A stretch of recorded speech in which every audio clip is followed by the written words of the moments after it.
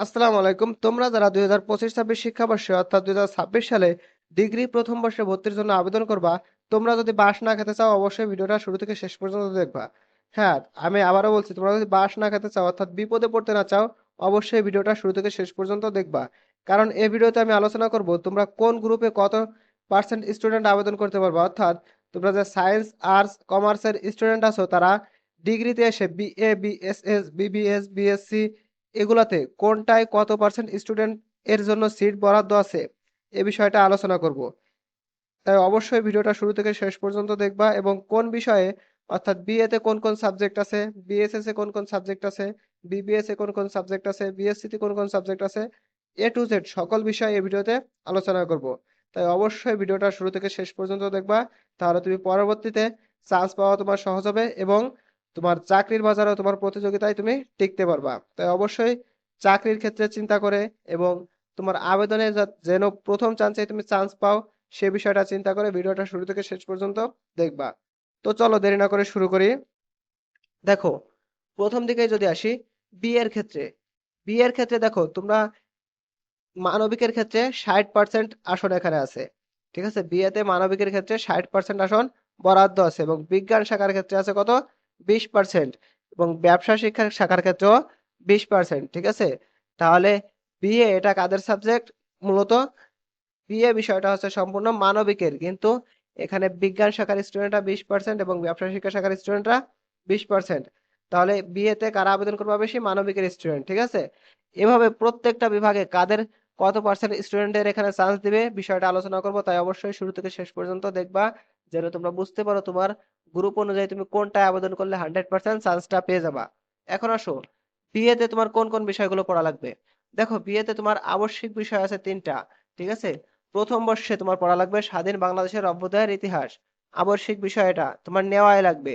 দ্বিতীয় বর্ষে পড়া লাগবে বাংলা জাতীয় ভাষা, তৃতীয় বর্ষে পড়া লাগবে ইংরেজি। ঠিক আছে, তাহলে প্রথম বর্ষে স্বাধীন বাংলাদেশের অভ্যুদয়ের ইতিহাস, দ্বিতীয় বর্ষে বাংলা জাতীয় ভাষা, তৃতীয় বর্ষে ইংরেজি। ঠিক আছে, এখন আসো তোমার এগুলা তো আবশ্যিক, মানে তোমার 3 বর্ষে 3টা নেওয়াই লাগবে, কিন্তু তোমার বিষয় নির্বাচন করে তুমি তোমার পছন্দ অনুযায়ী তোমার বিষয় নিতে পারবা। কোনগুলো দেখো, নিম্নের গুচ্ছসমূহের যে কোনো 3টি গুচ্ছ থেকে, ঠিক আছে, একটি করে মোট 3টি বিষয় নিতে হবে। ঠিক আছে, নিম্নে দেখো মোট 5টি গ্রুপ আছে। এই 5টি গ্রুপ থেকে তুমি যে কোনো 3টা গ্রুপ থেকে, একটা গ্রুপ থেকে কিন্তু তুমি 2টা বিষয় নিতে পারবা না। ঠিক আছে, একটা গ্রুপ থেকে তুমি 2টা বিষয় নিতে পারবা না। তাহলে তুমি 5টা গ্রুপ থেকে 3টা বিষয় নিতে পারবা এখান থেকে। ধরো প্রথম বিষয় থেকে তুমি, গ্রুপটা থেকে তুমি বাংলা নিলা, ঠিক আছে, কিংবা ইংরেজি নিলা। ঠিক আছে, ইংরেজি তো বেসিক্যালি কেউ নিতে চায় না, সকলেই বাংলা নিতে চায়। ঠিক আছে, এরপরে তোমরা খগুচ্ছ থেকে মনে করো ইতিহাস নিলা বা ইসলামের ইতিহাস নিলা। ঠিক আছে, তো তোমরা যারা হিন্দু আছো তোমরা এখান থেকে একটাও নিলে না মনে করলো, তাহলে কি করবা, তোমরা ভূগোল নিলা বা অর্থনীতি নিলা। ঠিক আছে, অর্থাৎ মনোবিজ্ঞান নিলা। তোমার যে কোনো, যেটা ভালো লাগে, তোমার 5টা গ্রুপ থেকে তুমি যে কোনো 3টা সাবজেক্ট নিতে পারবা। ঠিক আছে, এরপরে যদি আসি বিএসএস এর ক্ষেত্রে, দেখো বিএসএস ও কিন্তু মানবিকের ইউনিট বলা যায়, কারণ এখানে 60% স্টুডেন্ট মানবিকের সিট আছে। ঠিক আছে, 60% স্টুডেন্টের জন্য মানবিকের সিট এবং 20% আছে বিজ্ঞান, 20% আছে ব্যবসা। তাহলে এখানে 100%-এর মধ্যে 60% আছে কি তোমার মানবিকের জন্য, 20% ব্যবসা এবং 20% বিজ্ঞানের জন্য। দেখো এখানেও আবশ্যিক বিষয়ের মধ্যে তোমার স্বাধীন বাংলাদেশের অভ্যুদয়ের ইতিহাস প্রথম বর্ষ, দ্বিতীয় বর্ষে বাংলার জাতীয় ভাষা এবং তৃতীয় বর্ষে ইংরেজি বাধ্যতামূলক। এখন আসো তুমি বেছে নিবা কোনগুলা। ঠিক আছে, এখানে তুমি কগুচ্ছ থেকে 2টি এবং খগুচ্ছ থেকে যে কোনো একটি সহ মোট 3টি বিষয় নিতে পারবা। ঠিক আছে, এখানে কগুচ্ছে দেখো অর্থনীতি, রাষ্ট্রবিজ্ঞান, সমাজবিজ্ঞান ও বা সমাজকর্ম। ঠিক আছে, এই বিষয়গুলো আছে, এখান থেকে তোমার যেটা ভালো লাগে তুমি 2টা বিষয় নিবা। ঠিক আছে, আমি অবশ্যই তোমাদের প্রিফার করব যে রাষ্ট্রবিজ্ঞান তো তোমরা 100% নিবা, রাষ্ট্রবিজ্ঞান 100% নিবা, কারণ রাষ্ট্রবিজ্ঞান তুমি পরীক্ষার 2 দিন আগে পড়েই, তুমি প্রস্তুতিটা ভালোভাবে নিতে পারবা এবং চাকরির বাজারেও তোমার রাষ্ট্রবিজ্ঞান অনেক বড় ভূমিকা পালন করবে। তাই রাষ্ট্রবিজ্ঞান অবশ্যই যারা বিএসএস এর আছো রাষ্ট্রবিজ্ঞান 100% নেবাই।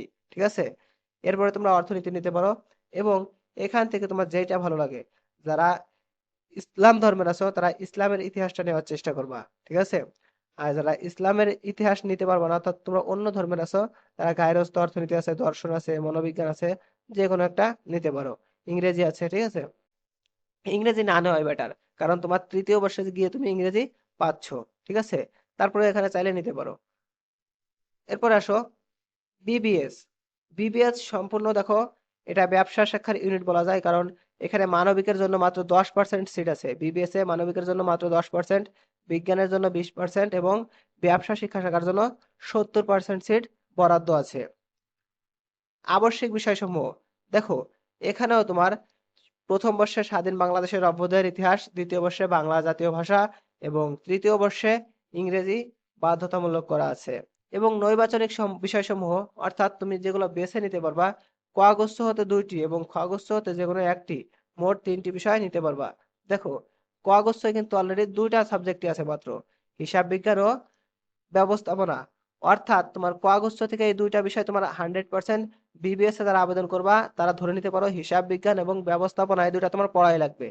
ঠিক আছে, এখানে তোমার চেঞ্জ করার কোনো অপশন নাই। ক আগস্টে মাত্র 2টা বিষয়ই থাকে এবং ক আগস্ট থেকে তোমার 2টা বিষয় নিতে হবে, তার মানে হিসাব বিজ্ঞান এবং ব্যবস্থাপনা বিবিএস এর জন্য বাধ্যতামূলক, 100% বাধ্যতামূলক। এরপরে কি আসে দ্বিতীয় গুচ্ছ। এখান থেকে ফিনান্স অ্যান্ড ব্যাংকিং, মার্কেটিং, অর্থনীতি, পরিসংখ্যান, কম্পিউটার সায়েন্স, তোমার যেটা ভালো লাগে তুমি সেটা নিতে পারো। তোমাদের কোনগুলো নিলে ভালো হবে, অর্থাৎ চাকরির বাজারে পরবর্তীতে যে কোনো বিষয় বলো, তুমি চাকরির বাজারে মেইন তো তোমার চাকরির জন্য পড়তেছো, তাই না? যে কোনো চাকরির প্রতিযোগিতামূলক পরীক্ষায় তুমি কোনগুলা নিয়ে এগিয়ে থাকবা, এই বিষয়টা নিয়ে আমার একটা ভিডিও দেওয়া আছে, যে ডিগ্রির ক্ষেত্রে কোন বিষয়গুলো সবচেয়ে বেস্ট চাকরির দিক দিয়ে বিবেচনায়। তাই অবশ্যই আমার সেই ভিডিওটা দেখে নিবা। আমি এই ভিডিওর ডেসক্রিপশন বক্স কিংবা কমেন্ট বক্সে লিঙ্কটা দিয়ে রাখবো, তুমি অবশ্যই সেখান থেকে দেখে নিবা। এখন আসো বিএসসি। দেখো ভাই, বিএসসি এর ক্ষেত্রে এখানে শুধুমাত্র বিজ্ঞানের স্টুডেন্টরা আবেদন করতে পারবা। তাই যারা বিজ্ঞানের স্টুডেন্ট আছো, বিএসসি তোমাদের ফার্স্ট প্রায়োরিটি থাকা উচিত। ঠিক আছে, বিএসসি কিন্তু একটা সম্মানসূচক ডিগ্রি হচ্ছে। ঠিক আছে, এখানে 100% বিজ্ঞানের অর্থাৎ সায়েন্সের স্টুডেন্টরা আবেদন করতে পারবা। দেখো, আবশ্যিক বিষয়সমূহ এখানে স্বাধীন বাংলাদেশের অভ্যুদয়ের ইতিহাস প্রথম বর্ষে, দ্বিতীয় বর্ষে বাংলা জাতীয় ভাষা, তৃতীয় বর্ষে ইংরেজি, অর্থাৎ প্রত্যেকের জন্য এই বিষয়টি দেখা যাচ্ছে কি আবশ্যিক বিষয়গুলো আছে। ঠিক আছে, এই 3টা বিষয়। এরপর আসো তোমার পছন্দ অনুযায়ী। ঠিক আছে, এখন দেখো, ক আগস্ট থেকে 2টি এবং খ আগস্ট থেকে একটি সহ 3টি, অথবা গ আগস্ট থেকে 2টি এবং ঘ আগস্ট থেকে একটি নির্বাচন করতে হবে। ঠিক আছে, নির্বাচিত বিষয়সমূহ উচ্চ মাধ্যমিক ও সমমান পরীক্ষায় পড়িত হিসেবে থাকতে হবে। তবে হবে মৃত্তিকা বিজ্ঞান, প্রাণ রসায়ন, গার্হস্থ্য অর্থনীতি, ভূগোল ও পরিবেশ বিষয়ের ক্ষেত্রে শর্তটি শিথিলযোগ্য। অর্থাৎ এই 4টি সাবজেক্ট বাদে তুমি যে সাবজেক্টগুলো নিতে চাও অবশ্যই তোমার এইচএসসি তে থাকতে হবে সেই বিষয়গুলো। ঠিক আছে, তোমার এইচএসসি তে থাকতে হবে। ওই এইচএসসি তে যদি এই বিষয়গুলো না থাকে তুমি নিতে পারবা না। আশা করি বুঝাইতে পারছি। তাহলে মৃত্তিকা বিজ্ঞান, প্রাণ রসায়ন, গার্হস্থ্য অর্থনীতি, ভূগোল ও পরিবেশ বিষয়গুলো বাদে তোমার যে কোনো সাবজেক্ট যদি নিতে চাও তোমার অবশ্যই সেটা এইচএসসি তে থাকা লাগবে। এখন আসো ক আগস্টে কি আছে। কাগজে আছে পদার্থবিজ্ঞান ও গণিত। অর্থাৎ তুমি কাগজ থেকে নিলে তোমার এই 2টা 100% নেওয়া লাগতেছেই, কারণ কাগজ থেকে তোমার 2টা নেওয়া লাগবে। এবং কাগজ থেকে তুমি যে কোনো একটা এখান থেকে নিতে পারো। ঠিক আছে, কিন্তু এই 4টা বাদে যেটা নিবা সেটা তোমার এইচএসসি তে থাকা লাগবে। আবারও বলে দিলাম। এখন আসো, তোমার কাগজ খগুচ্ছ নিতে চাচ্ছ না, তাহলে কি করবা? গগুচ্ছ এবং ঘগুচ্ছ আছে তোমার জন্য। গগুচ্ছ তোমার উদ্ভিদ বিজ্ঞান এবং প্রাণী বিজ্ঞান আছে, এই 2টা, অর্থাৎ গগুচ্ছ থেকে এটা তোমার এই 2টা নেওয়াই লাগবে। এবং ঘগুচ্ছ থেকে রসায়ন, ভূগোল ও পরিবেশ, কম্পিউটার সায়েন্স, মনোবিজ্ঞান, পরিসংখ্যান, মৃত্তিকা বিজ্ঞান, প্রাণ রসায়ন, গার্হস্থ্য অর্থনীতি, গণিত ও পদার্থ বিজ্ঞান, তোমার এইগুলা থেকে একটা নিতে পারবা। অর্থাৎ তুমি এখানে চাইলে ক আগস্ট থেকে নিতে পারবা না, ক আগস্ট থেকে নিবা আবার ঘ আগস্ট থেকে নিবা, এটা সম্ভব না।